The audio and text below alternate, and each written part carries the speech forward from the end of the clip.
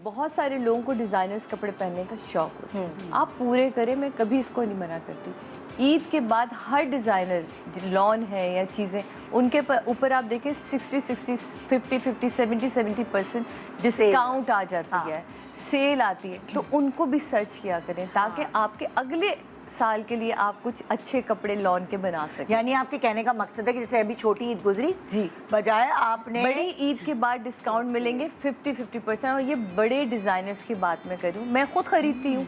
मुझे जब लॉन लेनी होती है तो आप वो कपड़े लेके रख लेंगी अगली ईद के अगले क्योंकि आपको तो इंटेलिजेंट शॉपिंग क्योंकि अब मुझे बहुओं को भी देने होते हैं, मुझे सबको करने होता है, तो एक अच्छी चीज़ देना आप किसी को, क्योंकि आगे पीछे करके डिज़ाइन तो उन्होंने एक जैसे ही देने होते हैं हर साल। आप ये देखें कलर्स भी सेम आ रहे होते हैं, तो मैं इस तरह के सॉलिड कलर्स उठाती हूँ जो मुझे पता है कि अगले साल भी इन्होंने ही रखने हैं, तो वो आपको अच्छे खासा जो 20-20 हज़ार का जोड़ा है वो आपको समटाइम 8,000 में 7,000 में, ओरिजिनल ब्रांड की मैं बात कर रही हूँ, आपको मिल जाता है। क्योंकि समर गुजर रहा होता है, ब्रांडेड ना भी होना तो यही स्ट्रैटेजी दूसरे कपड़े वाले भी करते हैं, दूसरे वाले भी करते हैं। हर चीज महंगी हो जाती है। वेस्ट में उनके त्योहार होते हैं तो हर चीज वो डिस्काउंट लगा देते हैं। बिल्कुल, हमारे यहाँ उल्टा सिनेरियो है, हर चीज एक्सपेंसिव। बिल्कुल, हमारे यहाँ सीजन बदलता है तो लोग डिस्काउंट की तरफ जाते हैं, तो आप उस टाइम पे भी अपनी शॉपिंग करके पहले से रख सकते हैं। मुझे ऐसा लगता है कि मेरे लिए मैं ये काम करती हूँ, ये एक बहुत अच्छी टिप है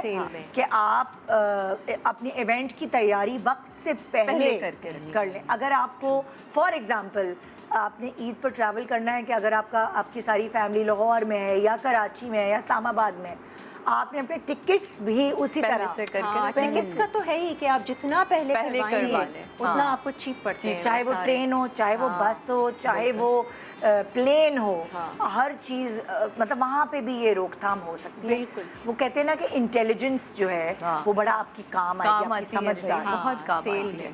मैं तो हर चीज़ में करती हूँ, मैं इवन बेडशीट्स वगैरह भी मुझे लेनी हो तो मैं ऑफ सीजन में जाके, अब जैसे सर्दियों में मैं एसी चेंज करती हूँ और गर्मियों में मैं गीजर का काम करती हूँ, तो मेरी क्या पागलपन है तुम्हारा, अब इस वक्त गीजर कौन चलाएगा। मैं कह इसीलिए चेंज हो रहा है कि इस वक्त गीजर के प्राइसेस भी सस्ते हैं, चीज़ें भी सस्ती हैं।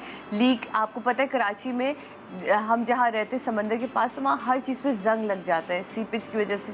तो आप अगर 7 साल 8 साल एक चीज़ वो कर रही है, उसी को बनवाने से बहुत बेहतर है, मुझे लगता है बार बार उस पर जो पैसा आप लगा रहे हैं उससे बेहतर है फिर 5 साल के लिए सुकून में आ जाओ और एक नई चीज़। बिल्कुल, आई टोटली अग्री, मैं भी यही करती हूँ। तो मैं फिर कोशिश करती हूँ ऑफ सीजन में जाके, क्योंकि जैसे एसी है ना, मैंने क्या किया, मुझे सबने पट्टियां पढ़ाई, इन्वर्टर एसी लगा लो, बड़े बिजली का कम आएगा बिल, ये फलाना। नहीं, बट मैं अपना एक्सपीरियंस बता रही हूँ। हुआ क्या इन्वर्टर लगाने के बाद मेरे साथ क्या हुआ कि वो मैंने सारे, एक तो खर्चा किया, इन्वर्टर एसी थोड़े महंगे भी होते हैं, फिर उनके वो लगाने के बाद जब मैं एसी सही करने वाले को बुलाऊं, कार्ड में प्रॉब्लम आ रही है, 18 हज़ार। तो जो मैं सही कराती थी नॉर्मल एसी, मुझे उसमें 5 या 6 हज़ार रुपए देना पड़ता था, गैस या लेबर चार्जेस, मुझे 35,000 का खर्चा आया कार्ड का। तो मैंने कहा ये कहाँ से मुझे सस्ता पड़ा। आप एसी वाला भी चेंज करें, हम आपको अल्हम्दुलिल्लाह सही है। फिर एक टेक्निक है कि आपको इन्वर्टर एसी एक सर्टेन लिमिट जहाँ बंद हो ना, जहाँ कमरा भी बंद हो, वो इन्वर्टर एसी का खास ये है 2-3 घंटे के लिए आप चला रहे हैं ना, तो वो तो नॉर्मल आपका आएगा, बल्कि हो सकता है ज़्यादा है। आपने उसको चलाना ही 9 घंटे 10 घंटे 11 घंटे लंबा चलाएंगे तो बिल आपका कम आता है। तो इसीलिए मैं अक्सर जब चलाती हूँ तो फिर आई मेक श्योर कि मैं लंबा चलाऊँ उसको, ताकि वो कमरा भी पूरा ठंडा रहे और मेरा बिल भी बिल्कुल हाफ आ गया इन्वर्टर एसी से। अभी तक मेरा कोई लंबा चौड़ा खर्चा नहीं है। इन्वर्टर एसी अभी नया लगवाया है? नहीं, जब सर्दियाँ आई थी ना पहले 2 साल पहले, तो मैंने तभी लिया था। मैंने कहा कि ये ऑफ सीजन होगा, मैं अभी रेट जैसे सोलर सिस्टम अगर किसी के घर में लगा है तो उसको लिए तो इन्वर्टर सिस्टम है ही नहीं। नहीं, मेरा सोलर सिस्टम नहीं है। हम अपनी बात करें कि उनके लिए इन्वर्टर्स नहीं होना चाहिए, क्योंकि मुझे अभी मेरे अपने एसी वाले का बाजी अब मत लगाइएगा। मैं तो कमरे का दरवाजा भी खोल देती हूँ, मेरा ओपन हाउस है, तुमने देखा है, तो फजूल ही है लगाना। तो और 26 पे चलाती हूँ, ये भी नहीं कि मैं 18 पे या 20 पे, 26 पे मेरा हाफ बिल आता है। मुझे तो बहुत फ़ायदा दिया इस इन्वर्टर एसी ने। फिर मैंने ड्राइंग रूम का भी चेंज करवा के ये करवा लिया।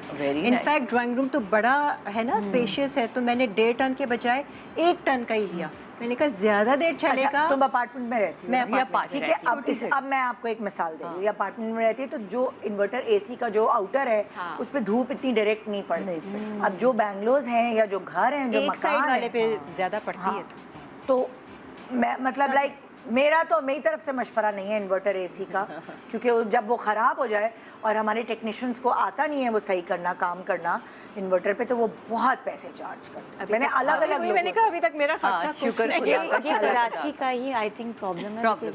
मैं इस्लामाबाद से हूँ, वहाँ पे मेरे भी इन्वर्टर ही और घर में लगे हुए हैं। आई डोंट थिंक सो वहाँ पे मुझे इशू नहीं होता, वहाँ पे ख़राब भी इतने नहीं होते। कराची में थोड़ा ज़्यादा नहीं है आपके पास, सीजनल चेंज करवाने पड़ते हैं, दैट्स इट।